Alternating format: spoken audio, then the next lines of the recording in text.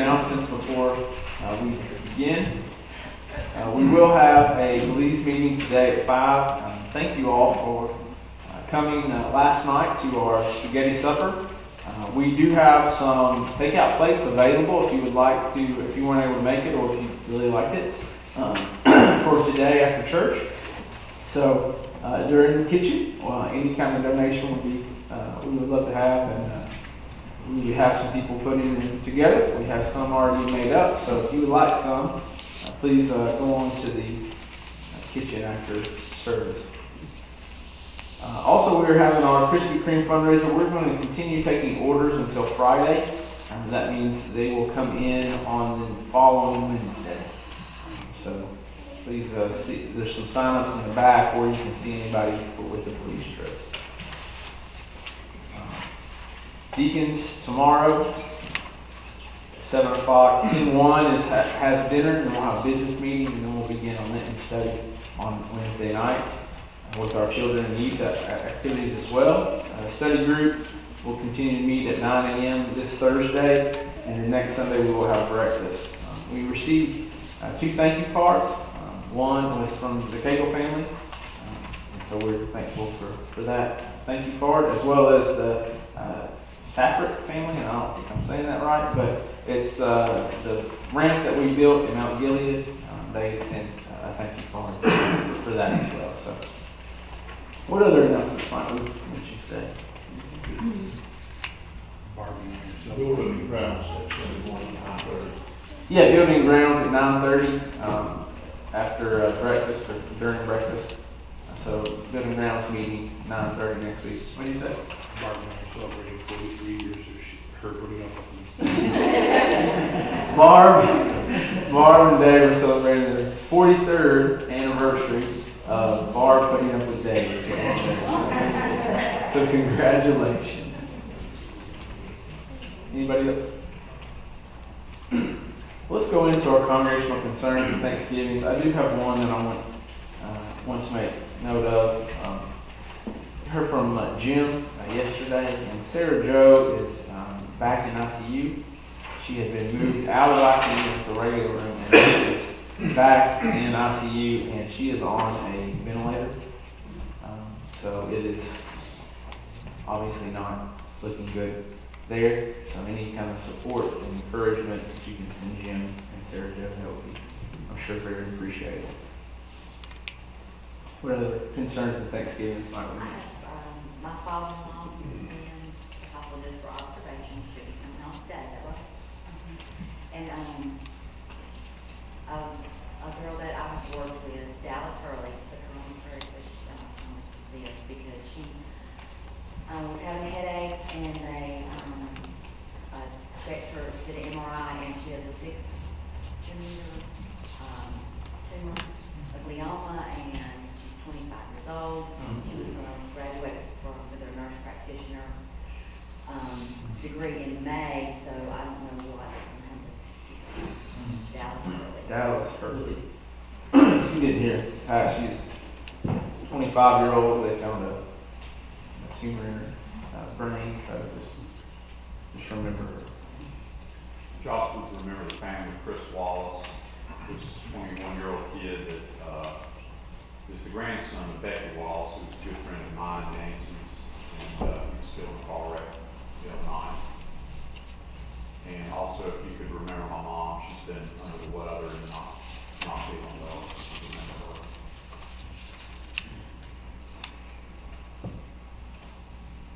Yeah.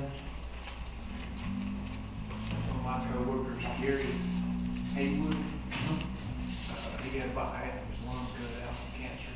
He took that cut out. I got it off, so he's doing good now.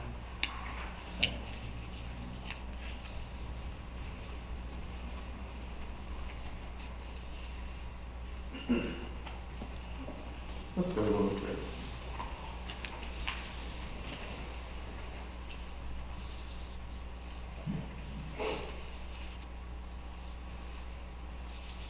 Lord our God, we are thankful to be in your house, to hear the concerns of our church family.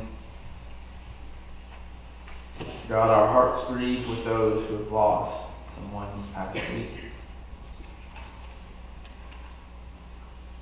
Our hearts are hopeful that your will be done in situations across the world, and especially also in this community with our friends and family who are sick or ill or going through some real struggles. Now we lift up these requests to you because only you can often do anything about it. But we ask that we can be encouraging and supportive and a voice of hope to people in our lives who need it. We ask that we can share love and grace with those around us through our actions and through our words. And Lord, we ask that every day that we can become better at following you and following the example that Jesus gave us, as well as how he taught us to pray, saying, Our Father, who art in heaven, hallowed be thy name. Thy kingdom come, thy will be done, on earth as it is in heaven.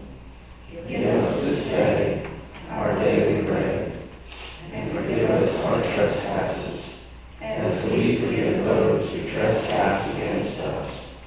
And lead us not into temptation, but deliver us from evil. For thine is the kingdom, the power, and the glory, forever. Amen. If you join me as we read response to our call to worship friends in the bulletin. The rain fell on the earth 40 days and 40 nights. Moses was on the mountain for 40 days and 40 nights. Elijah got up and ate and drank, and then he went in the strength of that food for 40 days and 40 nights to Horeb, the mount of God.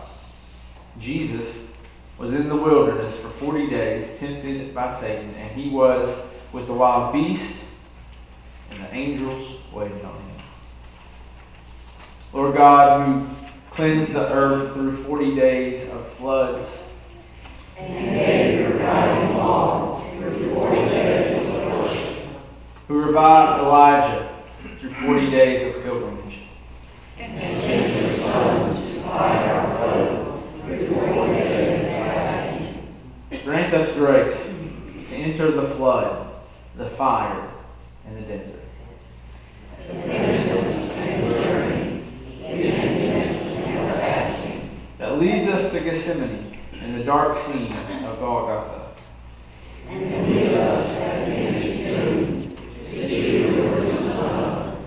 In the name of the Father, and the Son, and the Holy Spirit. Amen.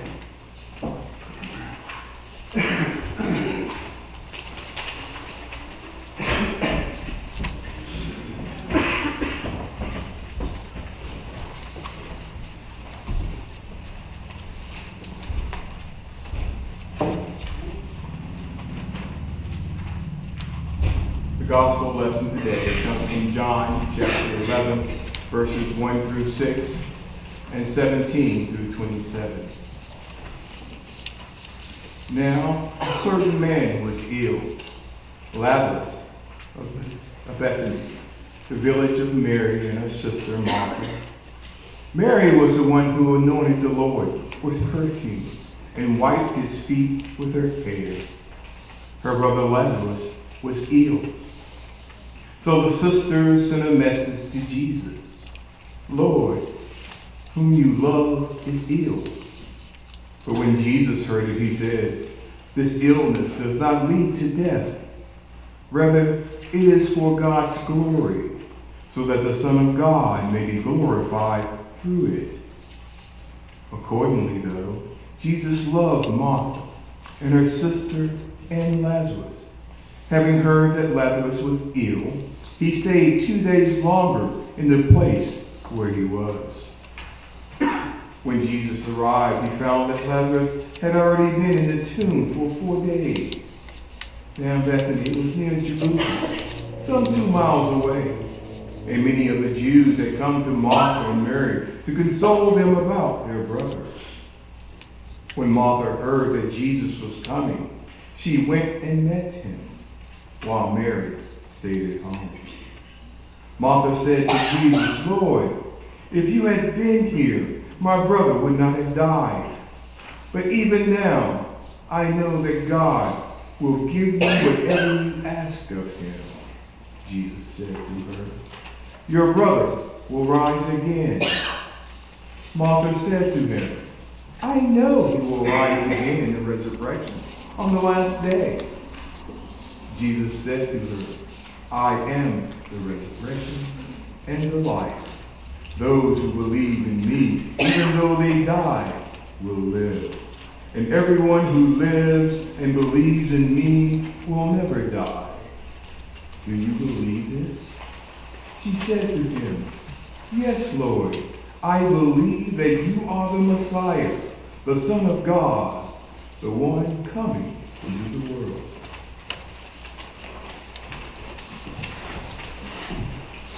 You stand to sing our hymn, Praise the Lord, Ye Heavens Adore Him, page 335, and please stand as we sing.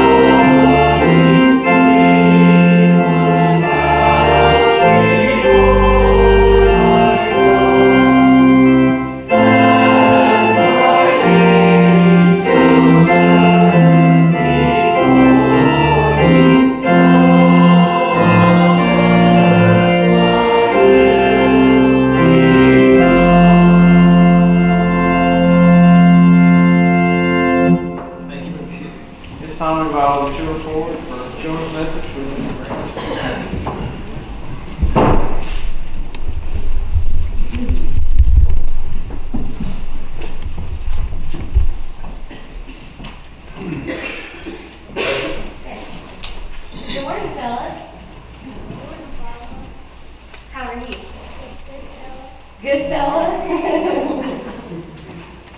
Do you ask questions? Yeah. Yeah. What's your favorite question you like to ask? You like to ask for toys? Your favorite question is, can I have a toy? Mm-hmm. What's your favorite question, Jack? You never know, that's true. You never know with Jack.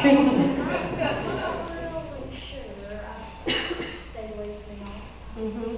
Joel, what's your favorite question? What you want? You know what your other favorite question is? Why? Do you like that question, Kaden? Yeah. Nana says yeah. Do you like that question, Jack?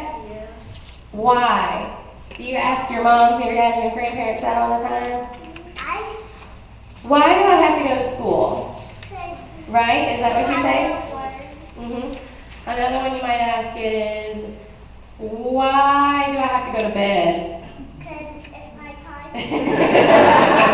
Another one you might ask is, why do I have to eat that? Yeah? And what does mom and dad and grandma say? Because. And then what do you say? Because why? Right? And then mom, dad, grandma, or whoever says, because. And you say, but because why? And then finally, because I said so. Right? And then Joel usually follows that up with, that's not a very good reason to me.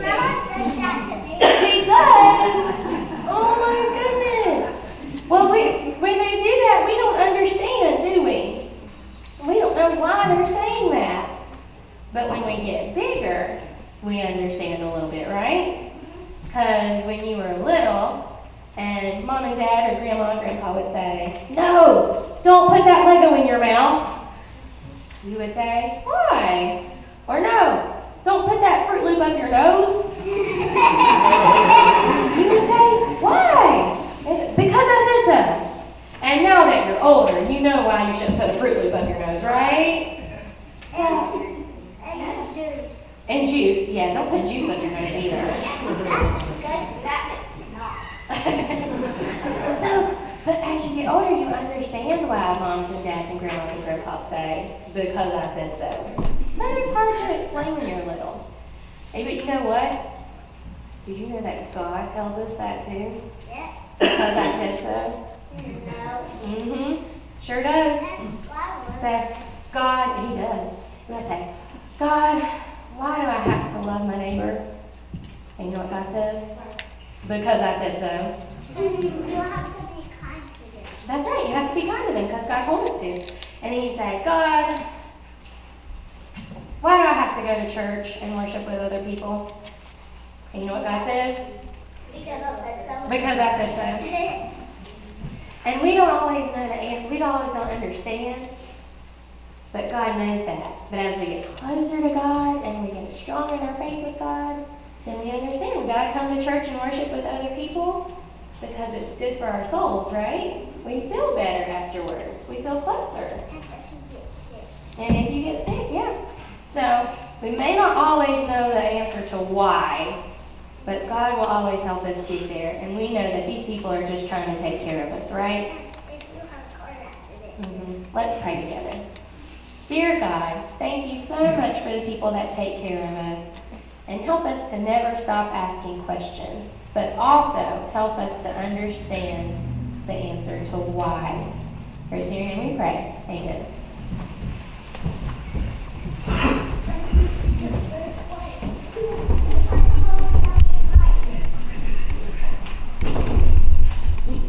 Would you join with me as we read responsibly our prayer confession printed in the Lord? Most merciful God, we confess that we have sinned against you in thought, word, and deed. We have not loved you with our whole heart. We have not loved our neighbors as ourselves. We pray you, in your mercy, forgive what we have been, amend what we are, direct what we shall be, that we may abide in your will and walk in your ways, giving thanks and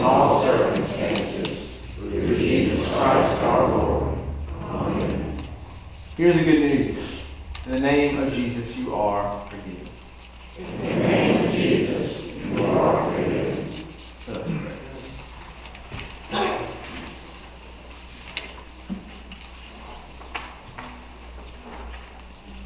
Lord our God, on a morning so beautiful as today, it is hard to think of the terrible tragedy that occurred this past week. On a day reserved for love, hate won out. On a day where we recognized our own mortality, we saw death in full force. Lord, in a world where school shootings occur so often, we ask forgiveness. We are sorry for our inaction to do something about it. We are sorry for the apathy and forgetfulness that will lead to Parkland being a distant memory in a month or two. Lord, help us to move past the statement, our thoughts and prayers are with you, to question why this is happening at all. Lord, help us to remember those who died, the students and the teachers that went to school on Wednesday only worried about what to do for Valentine's Day. Lord, we rest in you. Help us rest in the fact that you want action from us. And Lord, as always, be with us. Help us be love in action. It's in Jesus Christ's name we pray.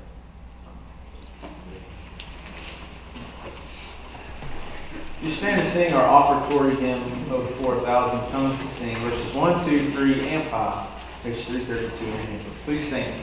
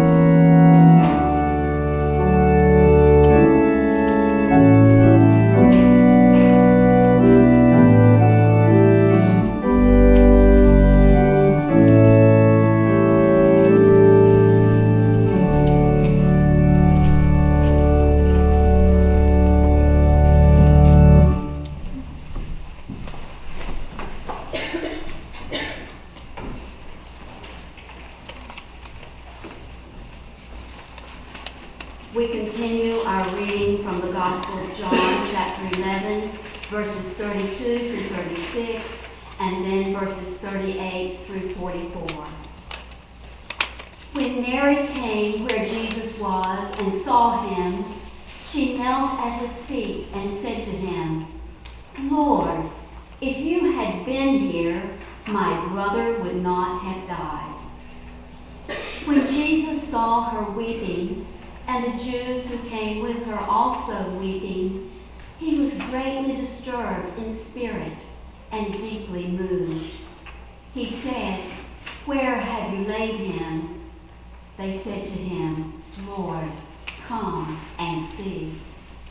Jesus began to weep. So the Jews said, "See how he loved him." Then Jesus, again greatly disturbed, came to the tomb. It was a cave, and a stone was lying against it. Jesus said, "Take away the stone." Martha, the sister of the dead man, said to him, "Lord, already there is a stench, because he has been dead 4 days." Jesus said to her, "Did I not tell you that if you believed, you would see the glory of God?" So they took away the stone. And Jesus looked upward and said, "Father, I thank you for having heard me. I knew that you always hear me, but I have said this for the sake of the crowd standing here, so that they may believe that you sent me." When he had said this, he cried with a loud voice, "Lazarus, come out!" The dead man came out, his hands and feet bound with strips of cloth, and his face wrapped in a cloth. Jesus said to them, "Unbind him and let him go."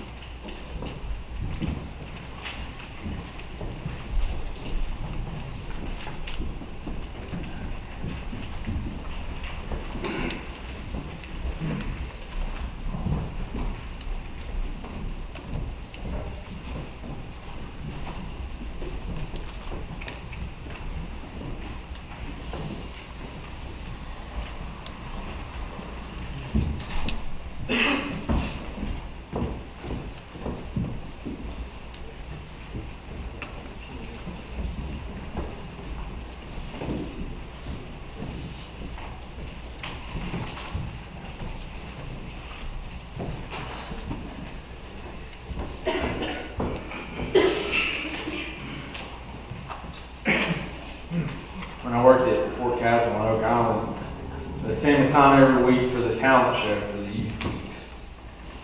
And probably camps all across the nation probably have these types of things that highlight the gifts of the kids.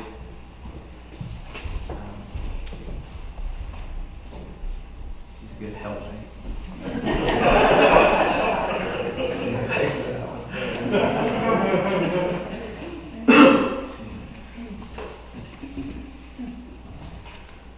But every week, this talent show would occur, and it had one act in it. Every single week, one act. There was this one act every single week. And for 4 years, there was one act, this one act. Arise, My Lord, by New Song was the song. And it wasn't sung or played on instruments or anything like that. It was performed with a youth group with dowel rods. And they would make these, like what stewardesses do all the time, like whenever they get you ready for the planes. And they would make these signs with the sticks. They would come up with in all black or all white, depending on what the kids had more of, I guess. And they would perform this choreography. Now, after the third or fourth time of seeing this, you pretty much knew what was coming, because it was the exact same choreography every time. But when I hear the Lazarus story, this is the performance I think about, because it's talking about arise, my Lord. You know, many of us who have been in church, we've heard this story so many times. And when we hear it a third or fourth time, we could probably recite it ourselves. But there's more to this story. And it's because of Lazarus' sisters and their reaction to Jesus. Because Mary and Martha, they come from the same household. They grew up the same, but they are quite different from one another. Any of you who have brothers or sisters, you probably get this, right? You're thinking, yeah, my brother and my sister, they're nothing like me. I'm the better one, right? That's what we all say. But our siblings, they grew up with us. They had the same lessons, the same school, the church, the same. Everything's the same. But we turn out differently. And even at Belle's young age, I see differences between her and Joel. Some of you all probably do too. Because when Joel was a baby, and even now, he was the pickiest of eaters. Belle would put anything in front of her. And anything, I mean books or anything. I mean, it doesn't matter what it is. Joel has always been really clingy. He's always been close to Brandy and I. Less so now because he really loves his church and loves you guys. But Belle would just go up to any of you probably, as many of you have seen. This morning, in fact, we were talking in the ladies' Sunday school class, and Joel was right here, right beside my leg, wouldn't go any further, and Belle just walked right on in. Joel, as a baby, was really timid and shy and very sweet-natured, and Belle, she can be a monster, a real monster. And on more than one occasion, Brandy has told her no, and then Belle proceeds to hit her because she said no. Which I laugh because it's funny to me because she's never actually hit me. That will be just a phase that she works out of. But there's these two completely different personalities and characteristics, but they're from the same family. Mary and Martha, they're their own people. I had a professor in college tell me that people are really dominant serving others in 2 of 3 ways. He said that people are typically either hand people that serve and do for others, they're heart people, people who feel and are empathetic for others, or head people who think through the problems and have ideas to serve. And he said most are a combination of 2. Well, this same professor had my sister and I in college. And he told me that we are quite different, which we are, and that I'm a head and hand person, and she is a heart and hand person. When I look at Martha and Mary, they're like my sister and I. Martha is about the mind and thinking through what's gone on, Martha is all heart. But no matter which kind of person we are, there's always ways to serve others and serve Jesus. And that's what we see from Martha and Mary. So let's take a look at the story of Lazarus coming back to life and those reactions between Mary and Martha with Jesus. The beginning of the story, it starts in the most surprising way. Jesus hears the status of Lazarus and deliberately or otherwise decides to stay a couple extra days where he is. Now, Lazarus is a friend of Jesus. Mary and Martha, they have shown incredible respect and affection towards Jesus, but he still hasn't come. So just like the man born blind that we talked about last week, Jesus doesn't immediately go to Lazarus because it is for God's glory. That's what it says, for God's glory. Now, as the reader, we know from past chapters that Jesus is about to perform a sign here. Something's going to happen. Bringing back a man from the dead, it wasn't entirely out of place in that area because people could obviously go into comas and people would think they would die and then they could come back. But we are left with the question, why does Jesus wait 2 days before resuscitating Lazarus? Because that's what he does. It's not resurrection, it's actually resuscitation. Because resurrection is permanent. Only one has ever done that. It's Jesus. With resurrection, death never wins. Lazarus, he will go on to die at some point in his life. In Jewish tradition, though, a person's soul at death, it remained and hovered over the body for 2 or 3 days. It was only when a person's complexion began to fade that they would think the soul has moved on. Lazarus had been in his tomb for 4 days. His soul, according to that Jewish custom, it was long gone. Jesus was again, like in the story of the man born blind, trying to make a point about who he was and the God who sent him. Being born blind doesn't mean there was sin involved. That's what he makes. That's the point he makes with that man. Death does not have an expiration date determined by human customs. That's how God's glory is going to play out in this story. But Jesus and his disciples, they finally arrived to visit Lazarus. And as they were approaching, Martha hears that Jesus is on his way, and she runs out to meet him like the father and the prodigal son. The first statement out of her mouth is, "Lord, if you had been here, my brother would not have died. But even now, I know that God will give you whatever you ask him." I mean, it's quite a welcome. That's the first thing out of her mouth. And I doubt Jesus would have been surprised by that, though. He didn't seem real grieved. But with this first statement, the relationship between Jesus and Martha, it can really be seen because people who are simply acquaintances, they wouldn't talk like this to one another. This relationship is more than just a shallow friendship. Martha had believed when she sent someone to tell Jesus about Lazarus that something great is going to happen. I know it. But nothing happened. He had died. And the only person who could have changed it didn't show up. And Martha reacted to Jesus like family would. Jesus mentions how Lazarus will rise, and Martha, who is a head and hand person, like I mentioned, reacts with theology and rhetoric. And how, yes, of course, on the last day, we'll all be together in God's kingdom. I get that. It's going to be a great day, but that doesn't really help me now.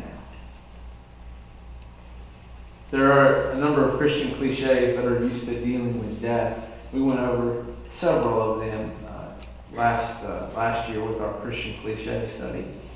But one is God just needed another angel. Now, I was at the funeral of a beloved professor of mine who had died very suddenly, and at the funeral, the man's wife said that someone had said that to her. And her response was that God doesn't need another angel. My two boys need their father. You know, we don't turn into angels when we die. That's not biblical. That's not how it works. God doesn't need someone to do angel things in heaven. God needs us to do godly things here on earth. But this is where Martha is. She's trying to sort her way through this grief of losing her brother.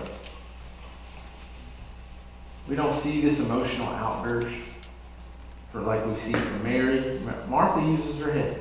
She tries to think through it with words, with theological discourse about how he is the resurrection. Yes, he is the Son of God. But grief just doesn't work like that. You can't talk it away or convince yourself through words that it'll be all okay. And after talking to Martha, she goes to tell Mary that Jesus is there. Martha has a different way of grieving. Mary is all heart. She thinks and acts with her heart. Brady and Joel are like this. That's why I love them so much. And I don't know about Belle. I don't know what she's going to be like. But I hope she's going to be like them. I really do. Because Joel especially has this really heartfelt empathy. We could be watching a movie and this sad music comes on and he begins tearing up. His little chin starts quivering. And he asks, Dad, why is it sad music? He doesn't even know what's going on with the movie. He doesn't get what's going on. He doesn't know the plot. All he knows is that there's sad music and he needs to feel something for somebody. And Mary meets up with Jesus and immediately, probably in a much more emotional way, tells Jesus, Lord, if you had been here, my brother would not have died. Now note the difference between the two.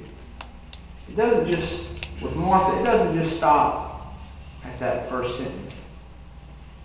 Martha adds a little qualifier here to try to take the sting out of that statement. But Mary, she leaves it all in there.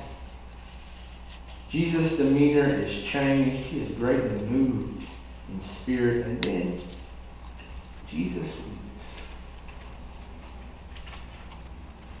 Frederick Buechner wrote that when Jesus wept over the dead body of his friend Lazarus, many things seemed to have been at work in him.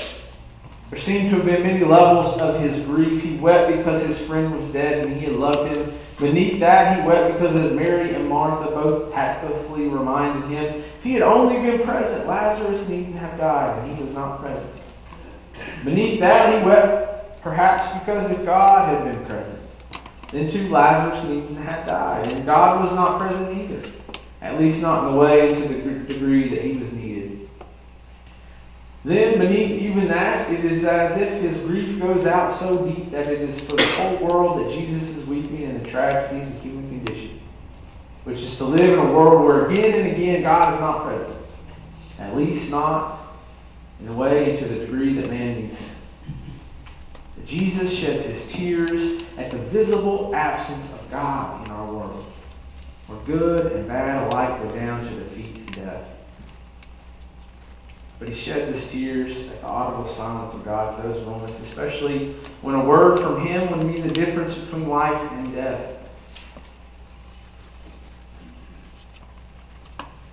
Jesus wept. We all weep, because even when man is good, even when he is Jesus, God makes himself scarce for reasons that no one has ever fathomed. This past week was another horror. There was another senseless school shooting where innocent kids with their entire lives in front of them were killed. You know, as Christians, we should weep.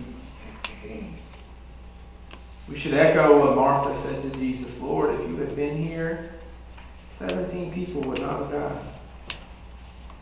Lord, if you had been here, the future musicians, the future community board members, the accountants, the nurses, the teachers, the whatever of Parkland, they would still be alive.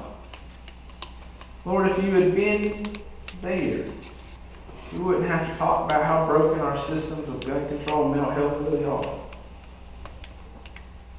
The worst part of it all is that those people, those kids, they died for no good reason. Because I'm maybe one of the few, but I'm a skeptic that anything's actually going to get done to prevent situations like this. In another month or two, some other shooting will occur and we will go down the same conversations because so many of our politicians like money too much. There really doesn't seem to be any end to this cycle, and frankly, my give a crap's broken. Because at the end of the day, all I want to know is where God was. Lord, if you had only been there, Lord, the kids wouldn't have died. Where were you? Jesus weeps like we all weep with Mary and Martha. And Mary and Martha, they get happy, didn't they? Jesus resuscitates Lazarus, brings him out of the tomb, and God's glory is revealed. We see that. God shows up for Mary and Martha and Lazarus, and the mourners and the disciples. And I ask myself, God, where is the happy ending for the people of Parkland? There was this picture from the shooting that I've not been able to shake. And it was plastered all over the news channel. I'm sure many of you probably have seen it. It was this woman holding her daughter. Both were crying. The mother had a cross of ashes on her forehead. Now, sometime before the tragedy, this woman went to an Ash Wednesday service, like we had on Wednesday. She heard a meditation. She probably sang a song or two, and then read some scripture. She had heard the words, "Remember that from the dust you came, and to dust you shall return." And then she scrambled to find her daughter in the midst of the chaos of that school. Martha and Mary tell Jesus, "Lord, if you had only been here, our brother would not have died. Where were you?" Where were you? This woman from Parkland with the cross on her forehead was probably saying the same thing. Where were you? Where were you, God? Maybe it's time we took seriously the fact that we are the hands and feet of Christ. Maybe our response to questions like "where were you" should be God was in us and we didn't do anything. Maybe we need to just go give a crap fixed or something. Or maybe we need to pray this old Jewish proverb. Pray as if everything depended on God, and then act as if everything depended on you. Maybe today you've never accepted Jesus Christ as your Lord and Savior. Maybe you would like to join this church through baptism or transfer a letter, or maybe you simply like me to pray with you. Whatever it is, I'll be down front as we sing. I'll close in a minute. And it's 493, not 494 in your hymn books. Please come as we sing "Have Thine Own Way," Lord, verses 1, 3, and 4. Amen.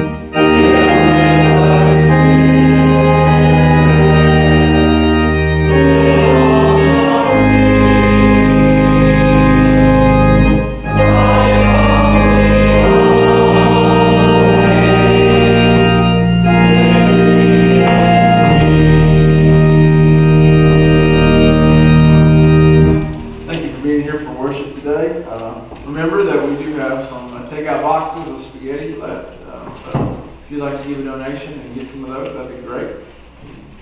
I'm very appreciative of anything you give. Here now, our benediction. God, as we go, we ask that as we go, people know that we are Christ.